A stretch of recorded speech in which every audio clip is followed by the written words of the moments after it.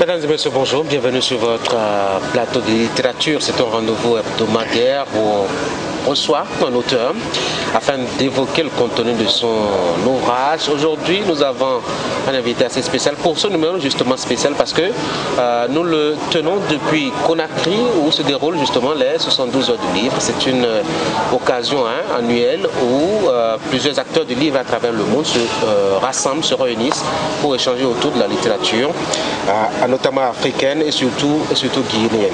Aujourd'hui, donc, nous recevons Jean-Célestin Djangué qui a publié Guinée, une jeunesse à la croisée des chemins. Vous comprenez donc que le livre vient à propos, justement parce que nous sommes à Conakry. Monsieur Jean-Célestin Djangué, bonjour. Bonjour à vous. Merci beaucoup d'avoir accepté mon invitation. Merci. On est à Conakry.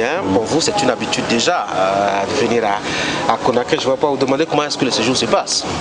Le séjour se passe bien, c'est vrai que j'ai l'habitude. Ça fait une dizaine d'années que je sillonne les rues de Conakry, ses artères, le long de la corniche et bien au-delà.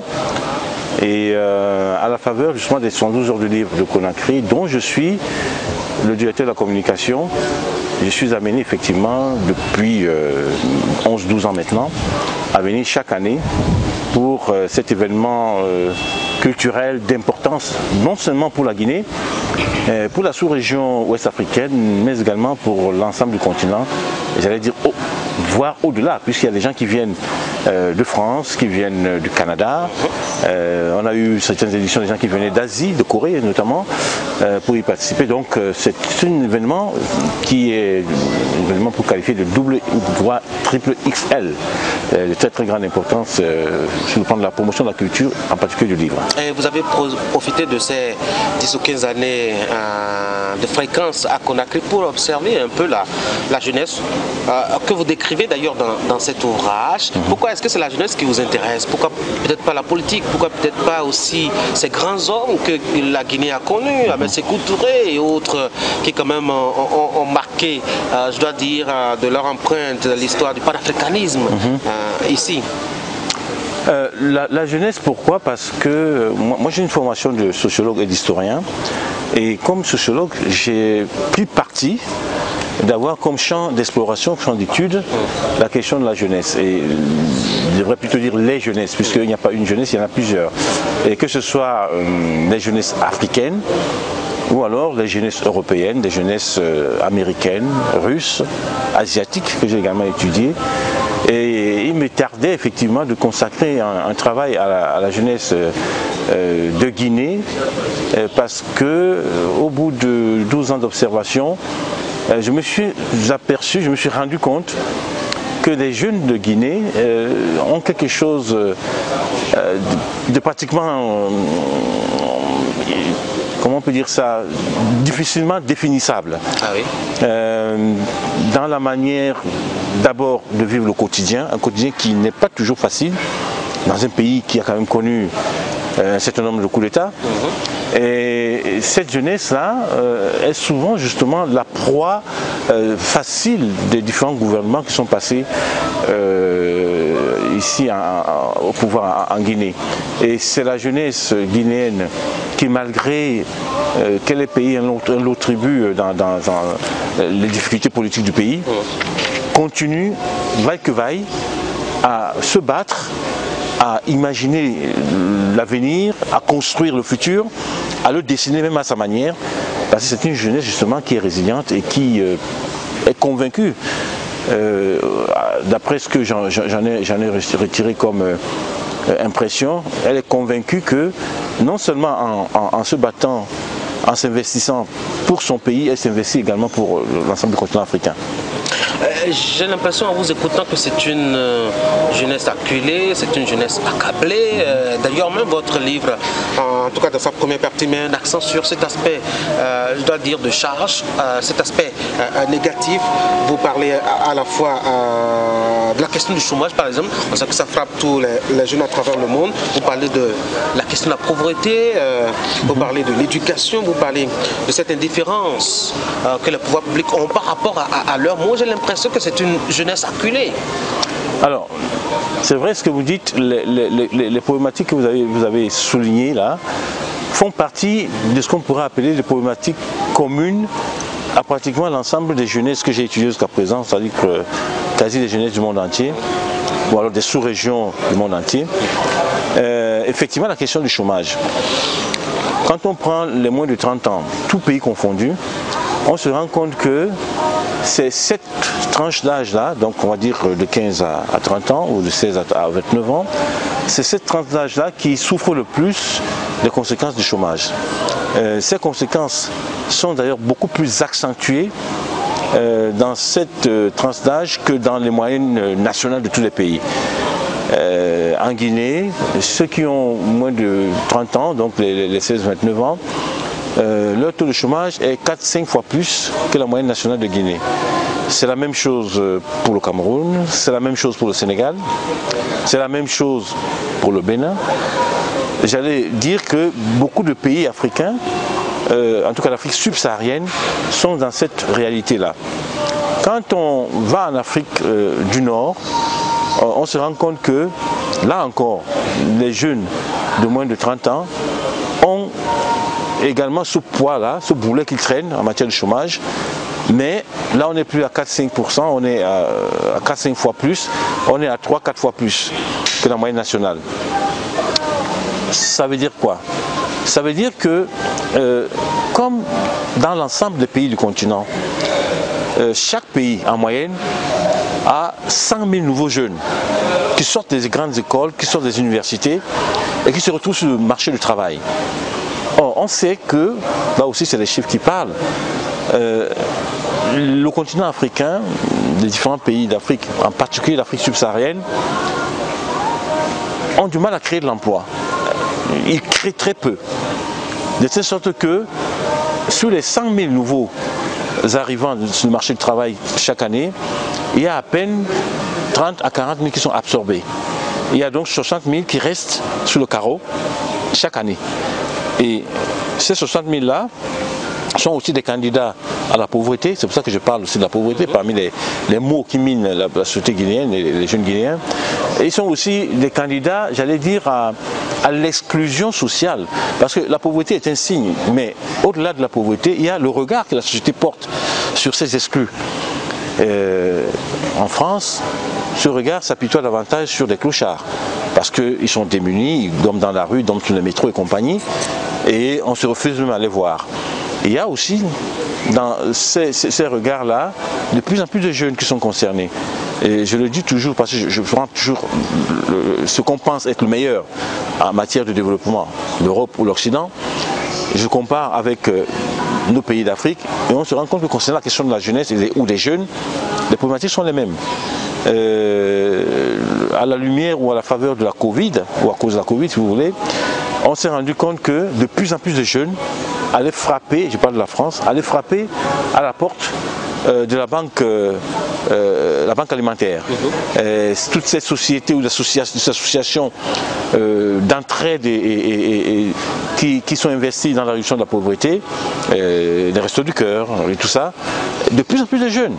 De plus en plus de jeunes, ce n'est pas des jeunes de 30-35 ans, c'est des jeunes de 22 ans, 18 ans, qui frappent à cette porte-là. Ça veut dire aussi qu'il y a là aussi un vrai phénomène de société qu'il faut prendre en compte et qui traverse bien sûr l'Europe et arrive aussi jusqu'au niveau de l'Afrique. Mais alors, qu'est-ce qui fait la spécificité du jeune Guinéen? C'est quoi sa singularité? C'est quoi sa particularité? Je veux dire, comment est-ce qu'il réfléchit quand sur 10 ans, 15 ans, vous les aviez observés? Le jeune Guinéen a plusieurs spécificités. Il y a la première spécificité, c'est qu'il refuse de subir des choses. Et là-dedans, on retrouve ça probablement dans l'histoire du pays, qui a quand même été marqué par le fait que le président Sékou Touré a été le premier chef d'État d'Afrique subsaharienne à dire non aux colons français. La Guinée a acquis son indépendance le 2 octobre 1958, ça a été l'un des tout premiers en Afrique subsaharienne francophone. Parce que il y a le Ghana évidemment voilà, j'insiste sur le francophone. Et on a l'impression que les Guinéens en général, et la jeunesse guinéenne, les jeunes Guinéens en particulier, en retirent une fierté de savoir qu'effectivement ils ont été capables de dire non de refuser justement l'assujettissement, de refuser d'être des bénis oui-oui. Et ça leur donne une force de caractère qui fait que même les jeunes filles, quand elles parlent aux hommes, les regardent dans les yeux, ne baissent pas la tête. Et ça, j'ai remarqué ça dans ce pays-ci. Et les jeunes eux-mêmes, ils sont pleins comment dire ça, de pugnacité, d'enthousiasme. Et la résignation n'est pas dans leur état d'être, dans leur façon de penser. C'est une force, à votre avis, pour un pays qui, relativement, en tout cas pour ce qui concerne l'alternance démocratique, n'est pas vraiment un exemple? Alors, n'est pas un exemple, c'est vrai, parce que c'est un pays qui a connu aussi beaucoup de coups d'État. Et la première véritable alternance démocratique qu'ils ont eue après l'ère Sékou Touré, c'était avec le professeur Alpha Condé. Malheureusement, on a vu lui aussi, ça s'est terminé. Il a viré lui aussi à ses appétits à s'éterniser au pouvoir, allant jusqu'à vouloir modifier la constitution pour qu'elle lui permette de s'éterniser au pouvoir. Et là encore, on a vu. Bon, là c'est l'armée qui est venue intervenir, mais on aurait pu penser que les jeunes, les femmes, peut-être que ce serait aussi mis en branle pour que cette situation n'existe pas. On a vu la réaction à l'annonce de ce coup d'État. Tout à fait. Donc il y a ça. Il y a une jeunesse qui refuse la résignation. Il y a une jeunesse qui, même si le quotidien est difficile, encore une fois, et on peut le remarquer, ne baisse jamais les bras. Elle continue à penser que demain sera toujours meilleur. Et ça, je le vois tous les jours, je le constate tous les jours. Et même dans le questionnaire que j'ai adressé à une vingtaine de jeunes Guinéens pour compléter ce travail-là, parce que je voulais recueillir leurs propres aspirations, que ça vient d'eux, que c'est pas moi qui dise que ça, mais si c'est eux-mêmes qui le disent, c'est que ça vient d'eux et que c'est la vérité. Et le questionnaire que je leur ai envoyé, le retour du questionnaire montre très bien qu'il y a cette détermination à ne jamais baisser les bras et qu'ils sont persuadés en tout cas que la Guinée a un grand dessein et que ce pays-là sera un jour la locomotive non seulement dans la sous-région ouest-africaine mais peut-être en Afrique. Donc ils ont ça. Alors un autre élément de spécificité ou de particularité de cette jeunesse-là, c'est qu'elle est elle prend beaucoup d'initiatives. C'est une jeunesse, c'est des jeunes Guinéens en tout cas, ils sont bourrés de fougue et d'initiative. De fougue. Et ils veulent vraiment ça. Et c'est à la fois l'engagement sur le plan politique, c'est l'engagement sur le plan de la promotion de la culture, c'est l'engagement sur le plan de l'entrepreneuriat.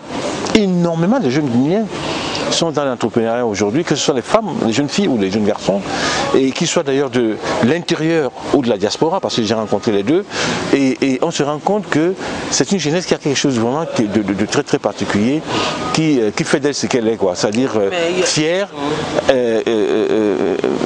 engagée dans l'entrepreneuriat, engagée dans la promotion de la culture.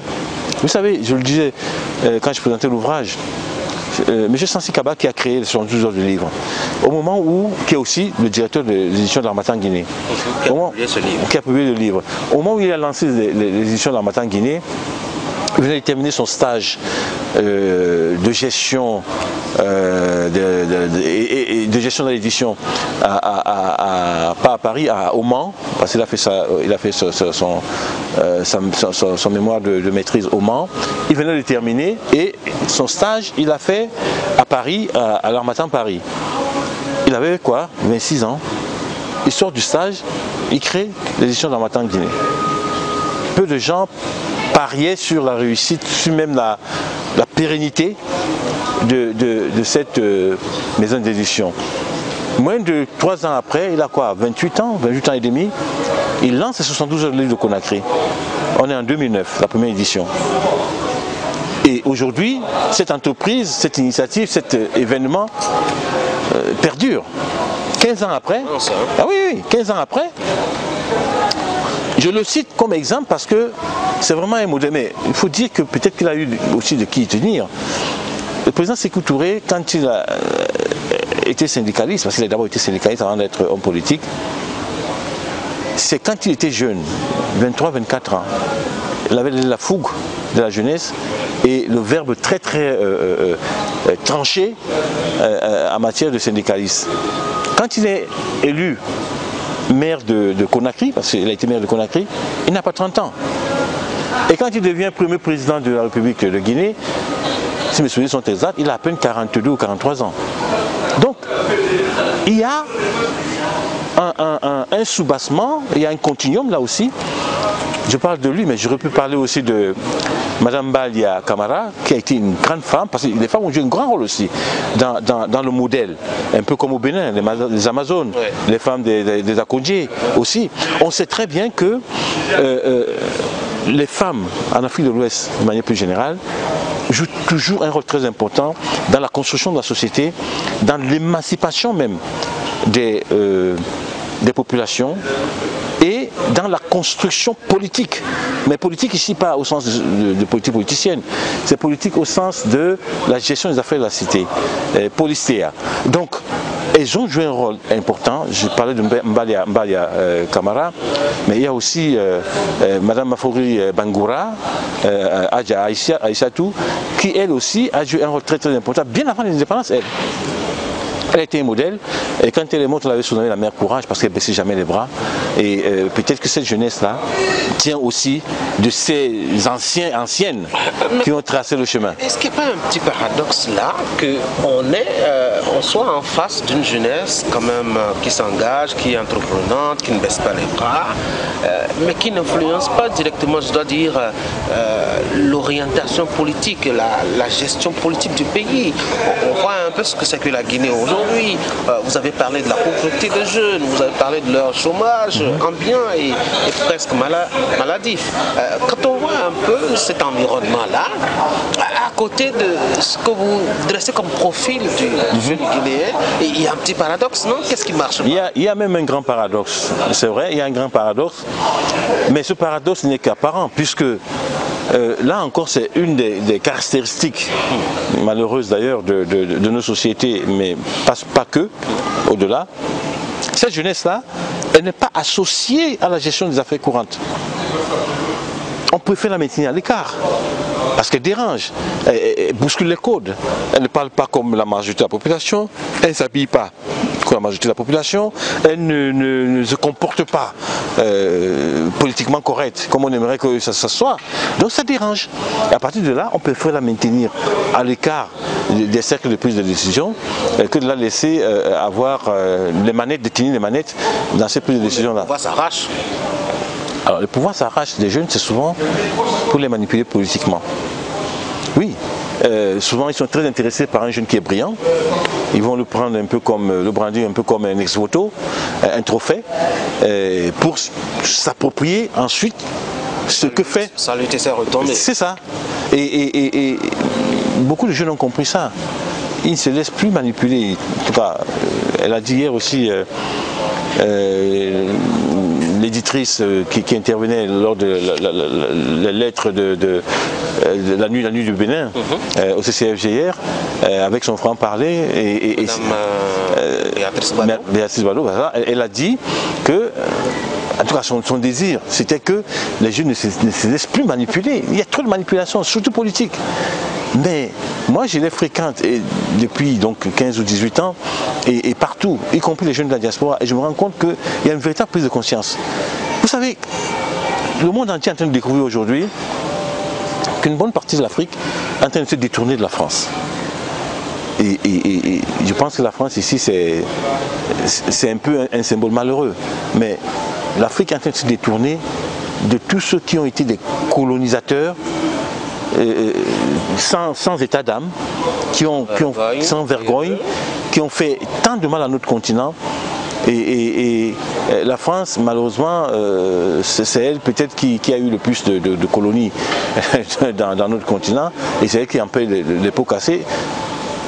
Et ce n'est finalement que justice d'ailleurs qu'on se retourne davantage contre elle que contre les autres nations, parce qu'effectivement, elle a été très manipulatrice dans cette affaire-là, y compris à vouloir instaurer un néocolonialisme qui soit perpétuel, en mettant en place des gens pour prolonger en quelque sorte son regard à elle et sa manière de maintenir la main sur notre continent. Alors une avant-dernière question avant de tourner cet entretien vers les 72 heures du livre. De quoi rêve le jeune Guinéen aujourd'hui? Alors il rêve de beaucoup de choses et ça c'est une des questions que j'ai posées dans le questionnaire justement qui m'est revenu.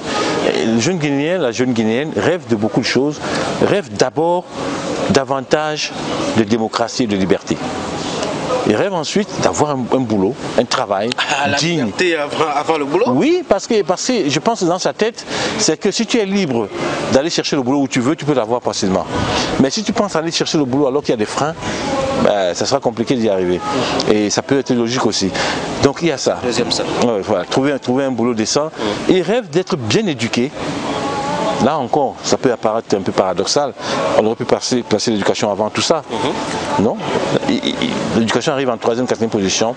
Il rêve d'une société où sa génération de jeunes puisse avoir des loisirs, avoir des installations, des terrains, je sais pas moi, des aires de repos qui conviennent aussi parce que cette jeunesse a intégré qu'on ne peut pas seulement être en train de travailler tout le temps, il faut aussi avoir un peu de temps pour soi et se détendre. Le jeune Guinéen rêve aussi du mieux vivre ensemble. Il n'est pas dans l'affrontement intergénérationnel, non, il n'est pas dans ça. Il est dans la volonté qu'une société se construise, où chacun trouve sa place pour le bien, le bonheur de la Guinée, et il ajoute derrière le jeune Guinéen, et pour le bonheur de l'Afrique. Donc il est aussi très orienté vers le panafricanisme. Il n'y a rien de étonnant dans cela. Comme un héritage laissé par ce premier président. Par Sékou Touré et les autres. Sékou Touré, Bakar Télé Diallo et bien d'autres encore, effectivement, qui ont été des chantres du panafricanisme et d'une Afrique un peu unie, quoi. Voilà. On a vu un peu cette jeunesse, en tout cas avec ses forces et ses faiblesses, et surtout avec ses rêves. Vous pensez qu'elle dispose vraiment de, je dois dire, des manettes, pour parler un peu thème technique, vraiment de cette liberté, de cette capacité à voir se réaliser ses rêves? Est-ce qu'elle a autour d'elle un contexte qui lui prête flanc vraiment pour y arriver? Bon, je pense qu'elle a compris qu'elle ne doit pas trop se fier au contexte. Si Sansy Kaba s'était fié au contexte, il n'aurait jamais créé les éditions d'Harmattan Guinée, il n'aurait jamais lancé les 72 heures de livres. Si Tadé, j'oublie son autre nom, qui est le promoteur de African Heroes, cette vidéo ou ce jeu vidéo, c'est ça, qui promeut les héros et héroïnes africains. Ah oui, c'est un Guinéen, c'est un jeune Guinéen qui a créé ça. Si ces jeunesses-là n'étaient pas, ne faisaient pas fi du contexte, elles ne seraient pas investies beaucoup aujourd'hui dans l'entrepreneuriat. Il y a énormément de jeunes entrepreneurs guinéens aujourd'hui. Je veux dire jeunes, c'est à la fois féminin et masculin. Parmi les jeunes qui ont participé à l'étude via le questionnaire, il y a une jeune Guinéenne qui vit à Dakar. Assanatou Diallo, qui a 4 ou 5 entreprises. Elle a à peine 24 ans. Et dans les 4 ou 5 entreprises, 3 sont ici, en Guinée, à Conakry, la région de Conakry, et une entreprise est à Dakar. Donc voilà une jeunesse, effectivement, qui bouge et qui a compris que, en fait, elle ne doit rien attendre de personne. Elle fait son chemin. Alors vous avez présenté ce livre aux 72 heures du livre. À Conakry, quel a été l'accueil? Comment est-ce qu'ils ont vu ça? Alors d'abord il y avait beaucoup de jeunes, mais c'est normal, ils sont concernés. On parle de jeunes. Oui, il y avait beaucoup de jeunes, il y a eu beaucoup de questions. Et ce qui est peut-être signe qu'il y avait un intérêt aussi. Et j'ai trouvé qu'ils étaient concernés. Beaucoup se sont retrouvés dans le propos, puisque j'ai eu à présenter l'ouvrage. Et beaucoup m'ont félicité, mais je ne peux pas dire que tout le monde m'a félicité, parce qu'il y en a qui n'ont ni félicité, ni renié, ni rejeté. C'est la science, hein, c'est normal, c'est ouvert, chacun a sa façon de percevoir la réalité scientifique et la procédure. Pour vous dire, donner une anecdote, j'ai quitté le lieu de la présentation, je suis revenu donc à mon hôtel ici, et pendant que je montais, y a un jeune qui est arrivé avec 2 ouvrages qu'il a acheté là-bas, il voulait que je lui mette une dédicace dessus. Donc je l'ai fait avec beaucoup de bonheur aussi. Félicitations en tout cas pour cet ouvrage qui décrit un peu le visage de la jeunesse guinéenne, ce qu'elle vit dans son quotidien, etc. Alors nous sommes à l'occasion des 72 heures du livre de Conakry. Ça fait 15 ans que l'initiative existe. Vous en êtes, je dois dire, le visage de communication. Quelle est la réponse que cette initiative apporte aux questions de jeunes, aux questions de jeunesse, justement, puisque nous sommes à Conakry, que vous aviez écrit sur la jeunesse de Guinée? Les 72 heures sont nées de l'idée de M. Sansi Kaba Diakité de permettre à la jeunesse guinéenne de s'intéresser au livre. S'intéresser au livre, savoir que dans un pays qui a pourtant connu de grands écrivains, de grands auteurs, tout le monde connaît Kamara Lai, l'enfant noir, William Sassine, Tiene Monenombo aujourd'hui, mais avant lui, il y a eu beaucoup d'auteurs et d'écrivains. Tamsinian, professeur Tamsinian. Donc c'est un pays d'érudits même, de gens qui portent la connaissance. Et des gens qui sont novateurs. Vous parlez de Djibril Tamsinian, qui était un très grand historien. Il a écrit à lui tout seul le tome 6 de l'histoire générale de l'Afrique avec l'UNESCO, et qui a été le premier historien, en tout cas africain, à introduire des sources orales comme source crédible dans l'analyse d'une thèse. Donc c'est pas rien. Puisqu'on a toujours dit que l'Afrique c'est continent de l'oralité, donc lui a montré que oui, mais cette oralité-là peut avoir du poids et peut avoir de l'importance. Donc cette idée de lancer 72 heures, c'était de permettre à la jeunesse, essentiellement la jeunesse, de lire, de comprendre l'importance du livre. Il faut dire que Sansi Kaba, ses parents je crois que son père était instituteur, donc ça a pu aussi le marquer à aimer le livre et à vouloir partager cette passion du livre. Et quand ça a été lancé en 2009, donc, moi j'ai pris le train en marche en 2010, on a travaillé à créer des points de lecture, pas seulement à Conakry, mais dans l'arrière-pays. Parce qu'au bout des 2 éditions, donc 2009 et 2010, on a vu l'engouement. On est passé de 3000 personnes à la première édition à subitement 15 000, 20 000 à la deuxième. Wow. Et l'année dernière, on n'était pas loin de 40 000, je crois qu'il y a 35 000 quelque chose de personnes. Et cette année, vous voyez aussi, il y a du monde, il y a de l'engouement. Il y a beaucoup de jeunes parce qu'ils savent que c'est leur fête.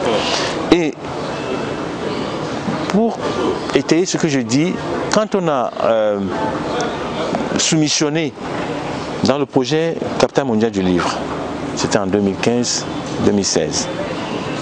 Chaque année, l'UNESCO choisit un pays, depuis 1991 maintenant, pas seulement africain, un pays dans le monde, dont sa capitale va devenir capitale mondiale du livre. On a soumissionné donc en 2015-2016. On avait en face de nous, j'ai dit moi je travaille pour la Guinée, j'étais au sein du comité de l'organisation et en tant que responsable de la communication. Et on avait en face de nous mon pays d'origine, le Cameroun, et d'autres pays encore. Et quand nous on a été choisis, parce qu'on a porté tout notre projet sur la jeunesse, l'acquisition des savoirs, l'apprentissage de la lecture, on a porté sur ça. Et ça a impressionné l'UNESCO qui a dit que non, la Guinée mérite, c'est la Guinée qui va... Donc ça c'était une fierté toute particulière parce que ça venait aussi cautionner 5 ou 6 ans pendant lesquels voilà, on était déjà en train de travailler d'arrache-pied. Du courage à vous. Merci beaucoup. Et surtout bonne chance. Merci. Jean-Célestin Djangui, merci beaucoup. Je rappelle que vous êtes auteur, écrivain camerounais. Vous avez publié sur la jeunesse guinéenne. Guinée, une jeunesse à la croisée des chemins que vous avez présenté au public de jeunes aux 72 heures du livre à Conakry cette année. Merci beaucoup. Merci beaucoup. Merci de m'avoir invité. C'est un plaisir. Partager un peu le contenu de votre ouvrage avec nous. Merci. Je vous souhaite beaucoup de courage. Merci beaucoup. Les projets à venir. Mesdames et messieurs, c'est la fin de cette émission. Merci d'avoir été là. On va se donner rendez-vous pour samedi prochain à partir de 11h. D'ici là, vous portez très bien. Et surtout, vous passez un excellent week-end.